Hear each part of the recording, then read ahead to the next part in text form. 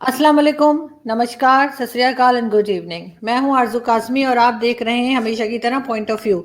आज ही हमको इंडिया से ज्वाइन किया है लेफ्टिनेंट जनरल संजय कुलकर्णी साहब ने, जो कि डिफेंस एनालिस्ट हैं। हम सर को टीवी चैनल्स पे देखते रहते हैं और बहुत कुछ उनसे सीखने को भी मिलता है। और आज हम ऑब्वियसली बात करेंगे अफगानिस्तान की, तालिबान की, जिन्होंने अब गवर्नमेंट बना ली है या बनाने जा रहे, काफ़ी हद तक बन चुकी है। उन्होंने प्राइम मिनिस्टर भी अनाउंस कर दिया सारा कुछ। लेकिन एक चीज जो उनकी स्टेटमेंट आई थी कि हम कश्मीर के समेत जितने मुस्लिम्स हैं उनके लिए आवाज उठाएंगे, उनके लिए काम करेंगे।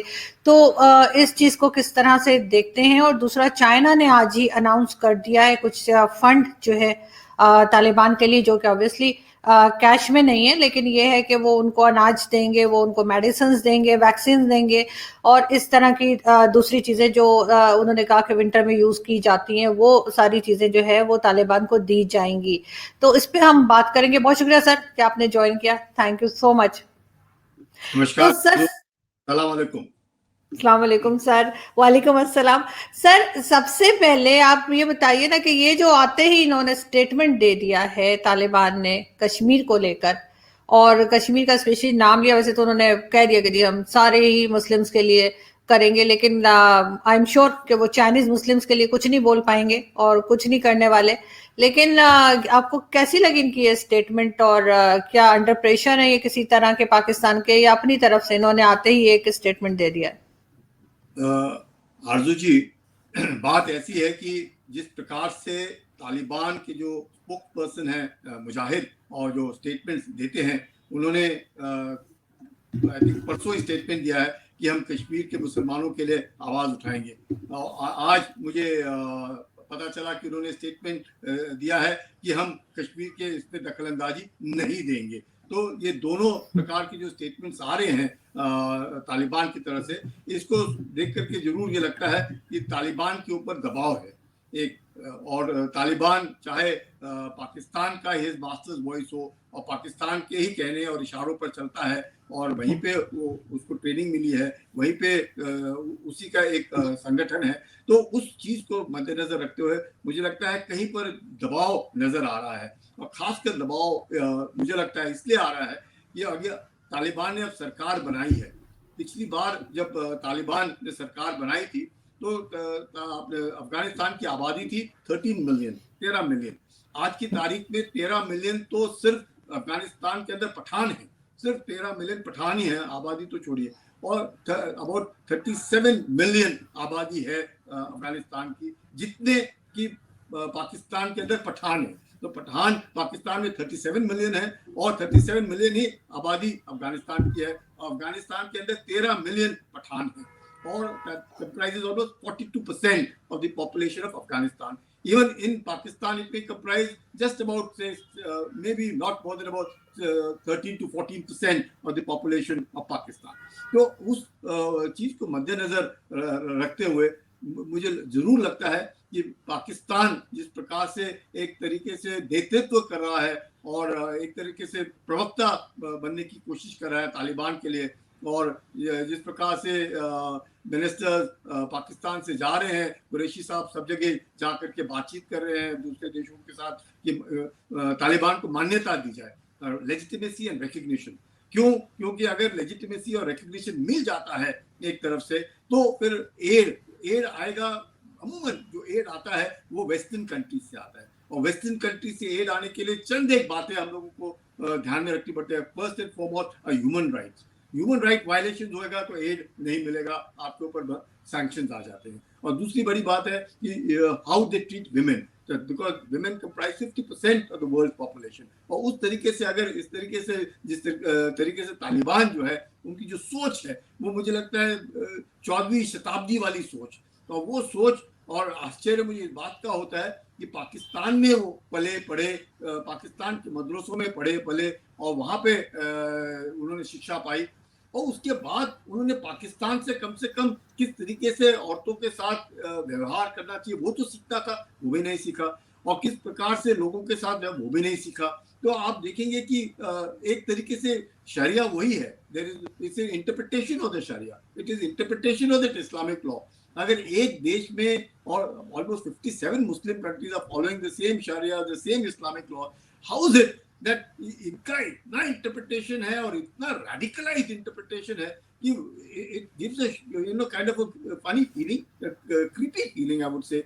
आज की ऐसे कैसे औरतों के साथ कि एक तरीके से कमरे में बंद, कुछ नहीं बाहर आना, बालकनी में नहीं जाना, छत पे नहीं जाना, म्यूजिक नहीं, टीवी नहीं देखना, किसी पराये मर्द के साथ बाहर नहीं जाना, अपना घर, मतलब इस तरह की जो सोच है, ऐसी सोच अगर तालिबान रखेगा तो रिकग्निशन मिलना बहुत कठिन है। क्योंकि हर एक कंट्री ये सोचेगी वेट एंड वॉच, देखते हैं ये क्या तालिबान में के स्वभाव में, इनके विचार में फर्क पड़ता है। Can they walk the talk? Because बातचीत तो कर रहे हैं, we will give general amnesty, औरतों को हम स्कूल में जाने देंगे, चाहे वो it will not be a coeducational institution, it will be a girls college, a girls school जाने देंगे, हम नौकरी भी करने देंगे। लेकिन जमीन के ऊपर मुझे नहीं लगता है, जिस तरीके से डोर टू डोर सर्च करके वो बाहर निकाल रहे हैं, मार रहे हैं, वो औरतें जो कभी जजमेंट उन्होंने दिए हैं जो तालिबान के बरखिलाफ गई है, उन औरतों को निकालना, मारना, पीटना, और जिस तरीके से वो पायलट्स को जो फ्लाई करती थी उनको मारना पीटना, तो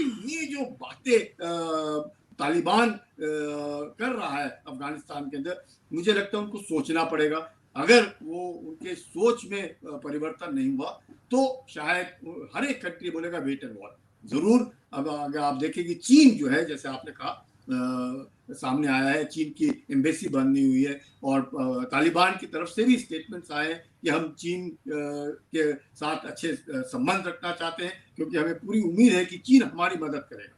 मतलब that is the first thing. और Pakistan is almost now, I would say, because it is indebted to China in various ways, चाहे वो and more so on economic term, और economically when you get indebted to somebody in a country like China, तो वो exploitation follows. It is very natural कि exploitation follows when you are economically dependent on somebody, and Pakistan might play a role of being a protector or a mentor of Taliban and show to the world कि हम अफगानिस्तान के अंदर वो चीज करा सकते हैं जो आप नहीं करा सकते, हमारे द्वारा काम होगा। वैसे वो चीन को भी बार बार बोल रहा होगा कि आप चिंता मत करो, हमारे ऊपर विश्वास करो, हम सब करें। तो Pakistan is playing a duplicate role wherein it is finding itself to come out of the economic problem that Pakistan is facing. Pakistan almost एक ऐसे हालात पे आ गया है, it is economically shattered. Inflation is sky high. People are not happy.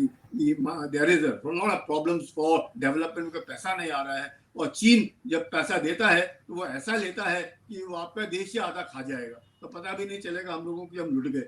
तो ये एक चीन का जो है वो संभाल कर रखना पड़ता है। और वाकई अगर आप देखें, मेरे को पूरी मालूम है कि पाकिस्तान के अंदर भी, चाहे पाकिस्तान की सरकार चीन की तरफ उसका झुकाव होगा, पर जो पाकिस्तानी है, जो आवाम है, वो जानती है कि चीन के साथ संबंध रखना मतलब एक कठिन समस्या पैदा हो जाएगी। आज ना कल हमारे को ये खरीद लेंगे, and anybody with deep pockets will tend to buy. It is very natural कि tendency होती है कि, and especially when an expansionist country, आपका पूरा मकसद और मुद्दा है कि किस तरीके से पूरे विश्व में अपना नंबर 1 होने की कोशिश, calling itself the center of universe। तो ऐसी हालात में और पाकिस्तान को इस्तेमाल भी करना है उन्होंने अफगानिस्तान में रहने के लिए, और पूरे विश्व में अपना फैलाव भी करना है। तो ऐसी हालत में मुझे लगता है Pakistan is in a difficult state.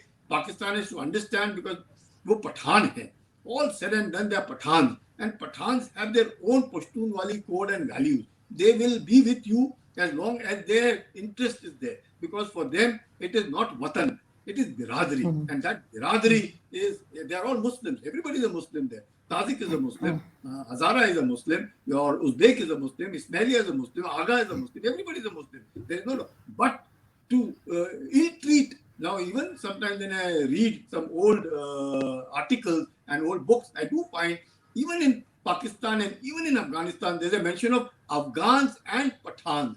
That means Pathans are being shown in a different category from Afghans. That means Afghans have been ruled by Pathans, acceptable rule. Even Pakistan, Ayub Khan was a Pathan, Yahya Khan was a Pathan. It is only after that you find Punjabis and Muhajirs almost in the places where they are at the top now. But otherwise, initially it was Ayub Khan, a Pathan only. His son was an air marshal, again, of course, a Pathan only. Now you find Imran Khan as, of course, half Pathan also because of his father and mother and all. So there is a lot of this thing. So they have this thing that they will do what they want to do. They are good and they can stick to their word. But for them, the biradari comes first, always and every time. If that is understood, then you know who you are dealing with and how you are supposed to deal with.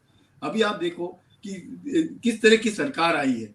33 ministers में से 20 तो straight ISI Haqqani network ने लगा दिया अपने. 18 के ऊपर तो वैसे ही यूएन सैंक्शंस लगे हुए हैं, have been declared as a terrorist. You find the prime minister himself, Akbar, is responsible for Bamia. He is himself responsible in the earlier Taliban one as a deputy prime minister. कि किस प्रकार से ये औरतों के साथ सलूक किया, किस प्रकार से शरिया लॉ इम्प्लीमेंट किया, किस प्रकार से अफगानिस्तान को किया. जैसे मैंने कहा उस वक्त आबादी बहुत कम थी और उस वक्त उन्होंने कहा मुझे किसी की जरूरत नहीं है. तो 3 देशों ने, और उसमें से भी पैसे वाले देश थे. Saudi Arabia was a rich country which could afford to look after you with a 13 million population, no problem. But the kind, even Osama bin Laden was a billionaire. So ऐसा तो उसके बाद भी बहुत था. So he could also look after Afghanistan because being part of Al-Qaeda, Afghanistan was hosting him, was willing to host him and carry on with him. So there is a lot that we have to understand, and a lot that Taliban must understand, that they cannot afford to be Taliban 1 in 2021. Because if they be जो Taliban 1 in 2021, I am very sure in my mind, people will not, the countries will not recognize, they will remain in wait and watch. और आज की तारीख में अफगानिस्तान के अंदर सूखा पड़ा है, अफगानिस्तान के अंदर खाने के लाले पड़े हुए हैं. कातार दोहा से जरूर एयरक्राफ्ट आ रहे हैं, खाने के लिए ला रहे हैं, ये कर रहे हैं, लेकिन जो हालात, अब पॉपुलेशन इतनी हो गई है और जिस प्रकार से पिछले 20 साल में अमेरिका के वहां रहने से लोगों को 50% आबादी को वो आदत पड़ गई है अच्छा रहने की, बर्गर्स खाने की, मैकडोनल्ड्स में जाने की, मोबाइल पे बात करने की, बाहर यूनिवर्सिटीज में जाने की, म्यूजिक सुनने की, डिस्कोस में जाने, तो वो तो सब खत्म हो गया. वो तो मतलब उनको तो it is a cultural shock कि ये क्या हो गया करके, हम कहाँ पे पहुंच गए. Even that may be acceptable to them, but not the kind of ill treatment which you carry on की इवन द मेल फॉर दाढ़ी रखेंगे सारे के सारे, उनके ऊपर बंदिशें लगाई जाएंगी.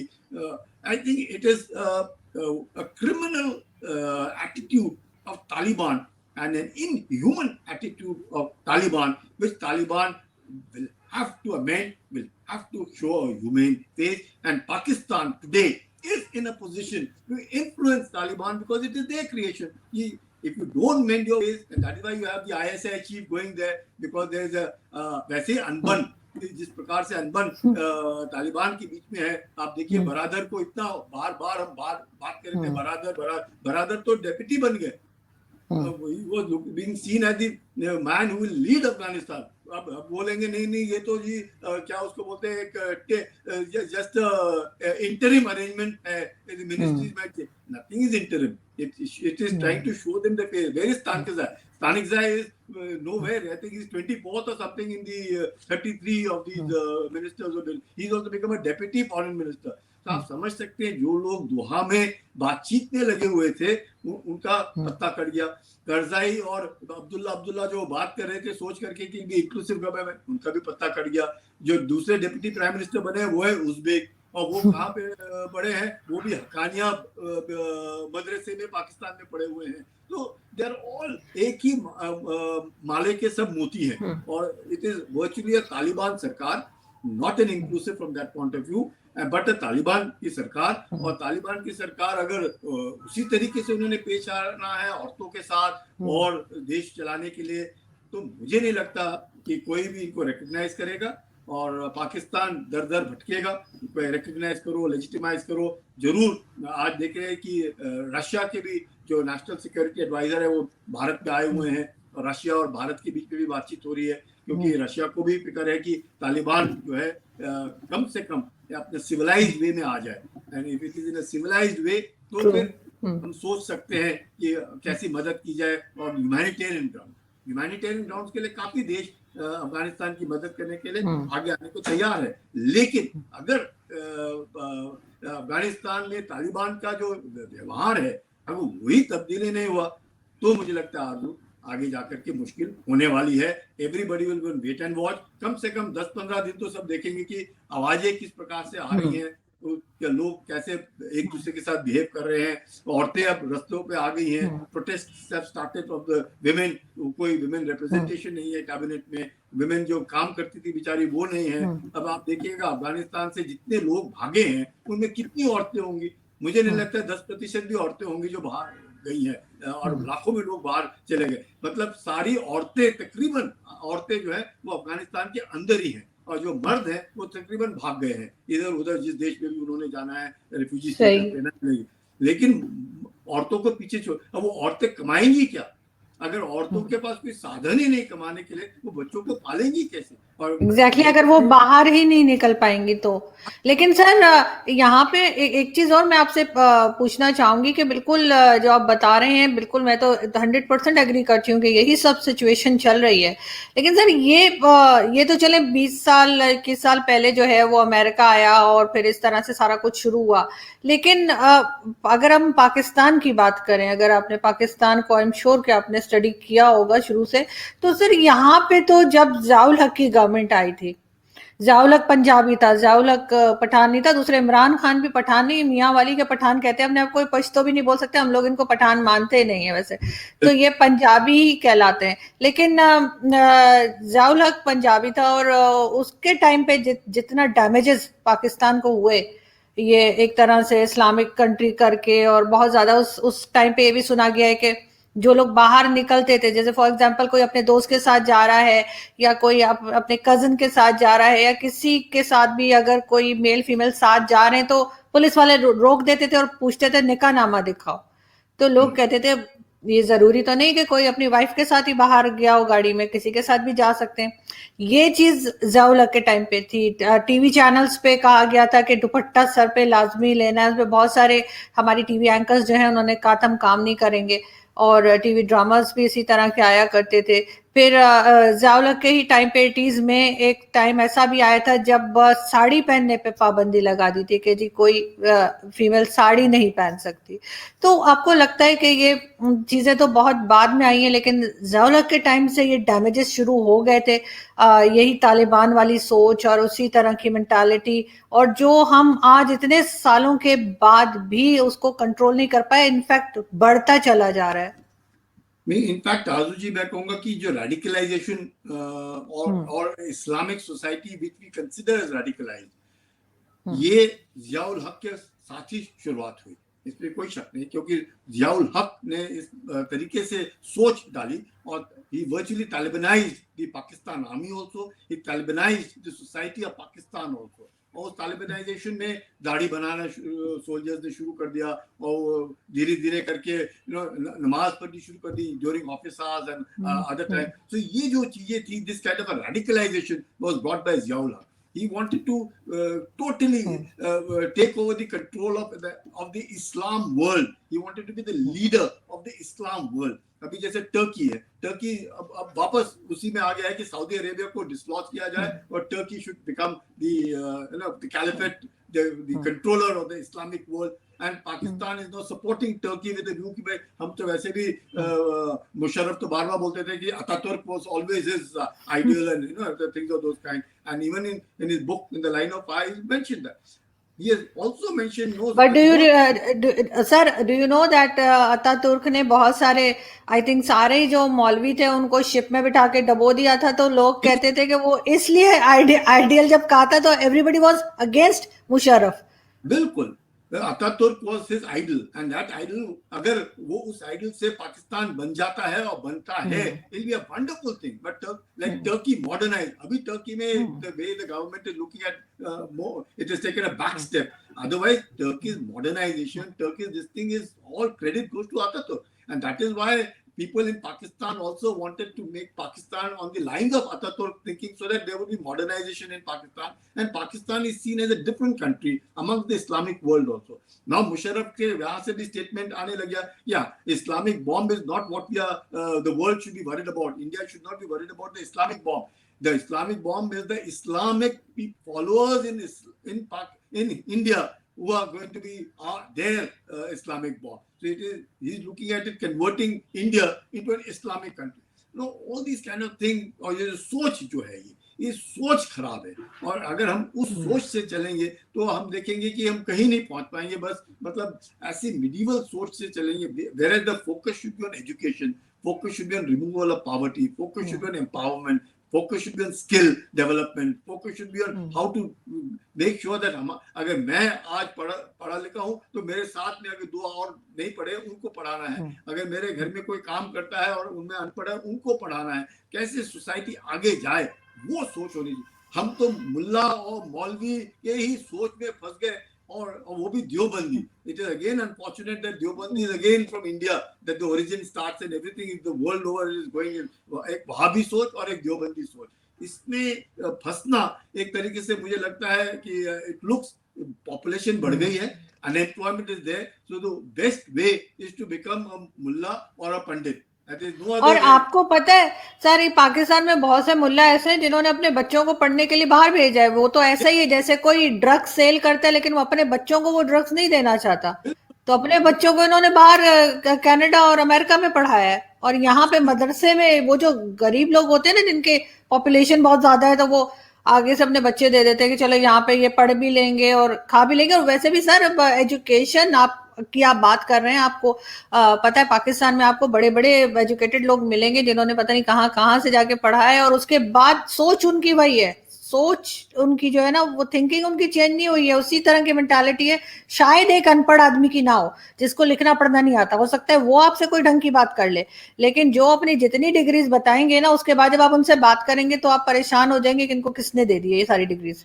इस तरह की सोच है यहाँ पे सब जगह है। It is not only in Pakistan. I think the entire South Asia suffers from this kind of a problem. There is no denying the fact. ये कहना कि हर देश में ये प्रॉब्लम है, स्पेशली साउथ एशिया में ये एक प्रॉब्लम बहुत भयानक है कि हम लोग we are hypocrites. We don't follow what we are talking. You know, हम कहते कुछ है और करते कुछ है। वो कहते हैं ना, हाथी के दांत दिखाने के अलग और खाने के अलग। और यही है कि मौलवी जो आप कह रही है, बिल्कुल सही बात है। बड़े बड़े लीडर सब जगह वही हाल है कि उनके जो बच्चे हैं वो पढ़ रहे हैं, और वो यहाँ हिंदुस्तान में या पाकिस्तान में लगे हुए धरने देने में, और क्या फायदा है? That means you can make out that they are hypocrites, absolute hypocrites, and ऐसे लोगों के बरखिलाफ तो कार्रवाई होनी चाहिए। कि आप अपने बच्चों को तो अमेरिका भेजते हैं, और यहाँ पे वो आप देखिए मौलाना फजलुर रहमान के जो मदरसे हैं, he picked up all these orphans who came from Afghanistan into Pakistan, orphans को पकड़ा, उनको मदरसों में डाला, तालिबान बनाया, और वापस आज ये नौबत आ गई है कि आप देखो, और खुद वो आप देखो कि you know, front for democracy, front for this, everybody is standing there and talking like that, but जमीन पर क्या किया है? एक देश बर्बाद हो गया। और तो सर आपने कभी नोटिस किया है, सर आपने कभी नोटिस किया है जो सुसाइड बॉम्बर्स आते हैं स्पेशली इस्लामिक कंट्री से, वैसे तो और भी कहीं से आ सकते हैं, क्योंकि सब मेरे पीछे पड़ जाएंगे, अभी तो मैं इस्लामिक कंट्रीज की क्यों बात कर रही हूँ, तो आपने देखा ये हमेशा इनकी एज कम होती है, 18 ईयर्स से लेके 21, 22, मैक्सिमम 24, उससे ज्यादा नहीं होती, क्योंकि 25 के बाद शायद दिमाग काम करना शुरू कर देता है या क्या, तो ये इनको बचपन से इनका ब्रेन वॉश करते हैं, इनको बताते हैं जिहाद है, इनको बताते हैं जन्नत है, वहां पे इतनी हूरें हैं, ये वो करके, तो ये इस एज के जो बच्चे होते हैं वो जाके इस तरह के इनके जो है ना सुसाइड बॉम्बर्स या इस तरह के अटैक्स करते हैं या किसी भी कंट्री में घुस जाते हैं। तो डोंट यू थिंक कि एज अ डिफेंस एनालिस्ट आपको नहीं लगता कि इस तरह की चीजों के ऊपर बहुत रोक होनी चाहिए, ये मदरसे और ये सारा कुछ? और साथ ही इसके एक चीज और सर मैं जोड़ दूं, क्या व्हाट डू यू थिंक कि अब तालिबान की गवर्नमेंट आ गई है तो बाकी कंट्रीज जो स्पेशली जो आसपास हैं, जो कंट्रीज अफगानिस्तान से, वो कितनी सिक्योर है इनसे? क्योंकि इन्होंने तो, मुझे तो लगता है इन्होंने कुछ दिन के बाद फिर वही सब कुछ करना है जो ये पहले करते रहे। ये है कि जो मदरसे हैं, ये मदरसे आए तब जब जो तालिब ये जो बच्चे आए उधर, when they had no resources to go for schools and colleges, अब तो सरकार खुद इतना पैसा खर्च करती है एजुकेशन के ऊपर, इसमें कोई शक नहीं, सारी सरकारें खर्च करती हैं, और स्कूल, सरकारी स्कूल है, अच्छे अच्छे सरकारी स्कूल सब जगह हैं.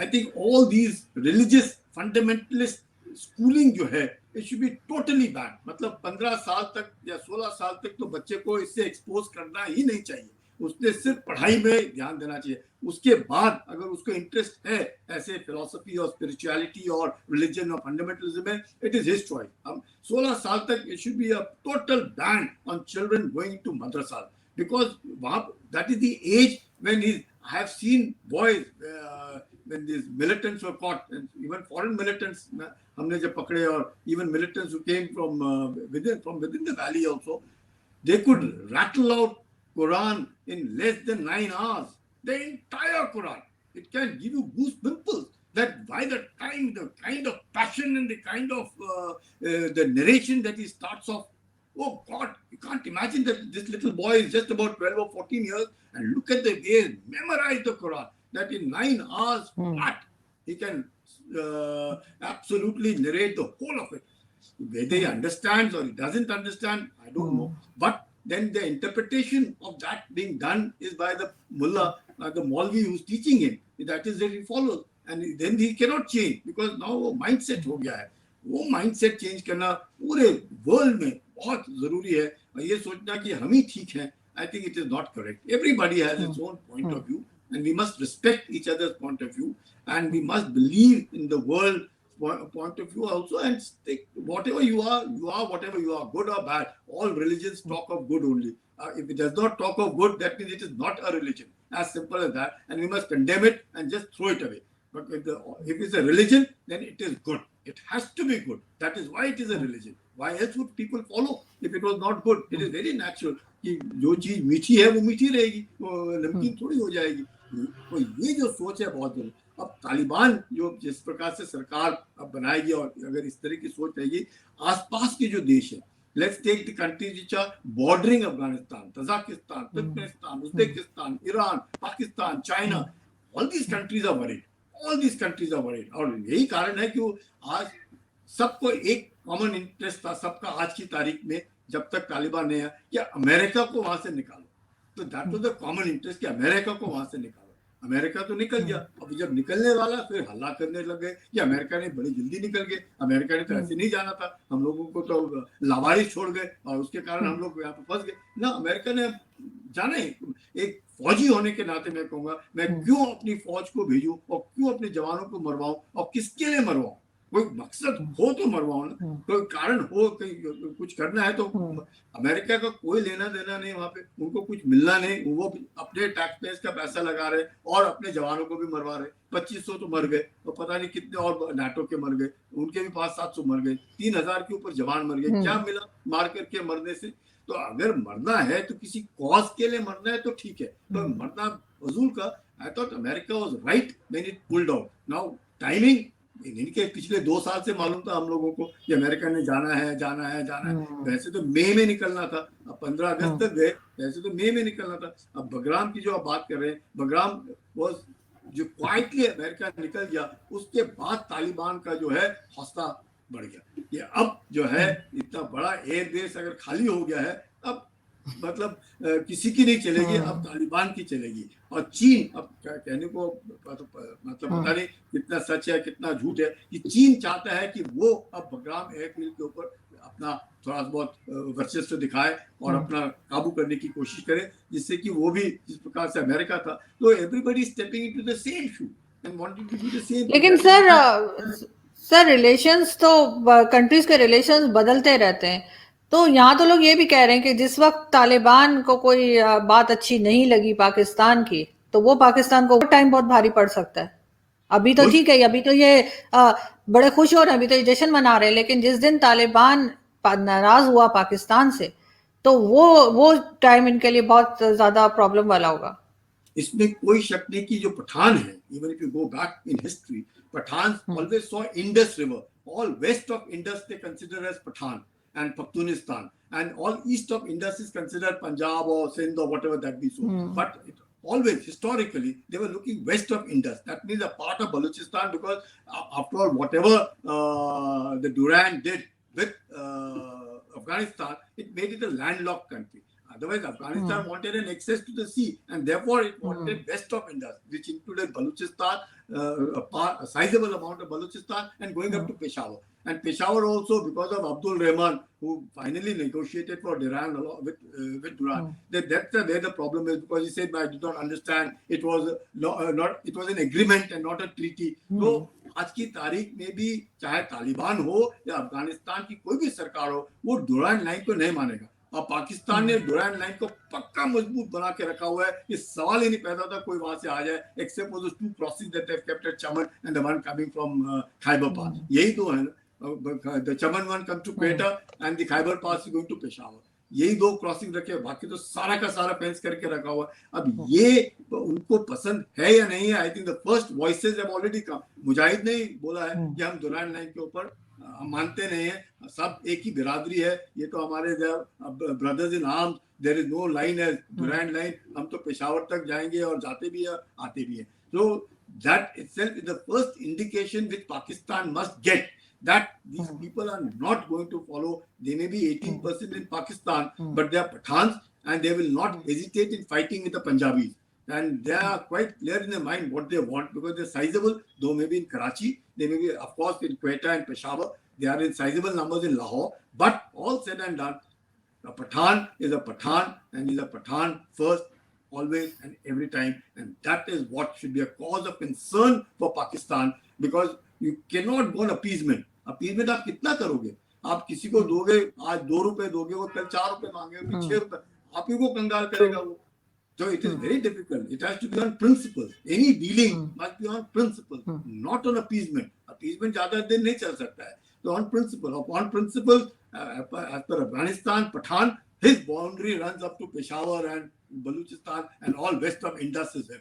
And therefore, I think Pakistan, which has nurtured Taliban, मुझे ऐसे लगता है कि आज नहीं तो कल ये जो सांप पाले हैं ये डसेंगे, इसमें कोई शक नहीं है. बिकॉज आप कितना भी कर लो, या तो आप ओपन बॉर्डर कर दो, ओपन बॉर्डर करनी है तो फिर वो आने जाने, फिर तो again it become Phata only, again it become north east frontier province only. तो वही हालत होनी है. तो फिर जो पाकिस्तान सोच रहा था, बिकॉज तालिबान 1 में भी मुल्ला उमर ने 2 बातें कही. एक तो उसने दुरान लाइन नहीं माना, और दूसरा उसने पाकिस्तान के एम्बेसडर से क्रेडेंशियल्स भी नहीं लिए. ये आप तो मेरे भाई हैं, आप क्या क्रेडेंशियल्स दे रहे हैं? मुझे नहीं चाहिए पाकिस्तानी कोई क्रेडेंशियल किसी एम्बेसडर का. आप एम्बेसडर है ही नहीं, हम दब एक हैं. तो आप समझ सकते हो सोच, ये सोच जो है, बिकॉज पाकिस्तान की सोच अलग है और अफगान में पठानों की सोच अलग है. और अफगानिस्तान के अंदर भी बार बार हम we distinguish between Afghans and Pathans. So that is also bad, because all other Afghans are Uzbeks, Hazaras, and Ismailis ho gaye, Tajiks ho gaye, but they are not Pathans. And Pathans have their own. And from Durrani's time, Pathans are the ones who are ruling Afghanistan, and they are the ones who united Afghanistan and ruled Afghanistan with whatever way that they wanted to. नहीं तो अफगानिस्तान तो नाम था ही नहीं ना. अफगानिस्तान का नाम ही पड़ा है अब only after the Durranis took over. And thereafter, for the last 250 years, you find that yes, there is some country, but उसको लैंडलॉक कर दिया डुरान ने. और अब उसके बाद अब जो भी झगड़ा हो रहा है, अब वो तो झगड़ा चलेगा. I think I don't know how it can be dealt with, but appeasement is definitely not an answer. The dealing should be on principle, which is longer lasting and better. बिल्कुल ठीक कह रहे हैं सर आप. और यहाँ पे पाकिस्तान को बहुत संभल के चलने की जरूरत है, क्योंकि जो कुछ भी हो, अगर नुकसान होगा तो वो हमारा ही होगा, क्योंकि हर तरह से हम अभी साथ दे रहे हैं. और उसके बाद अगर तालिबान के साथ हमारी कोई बात नहीं बनती या किसी किस्म की चीज को हम इनकार करेंगे, तो वो अगर उस पर वो कोई रिएक्ट करते हैं तो वो नुकसान हमें ही है. बहुत शुक्रिया सर कि आपने ज्वाइन किया. Thank you so much. So kind of you. Thank you sir.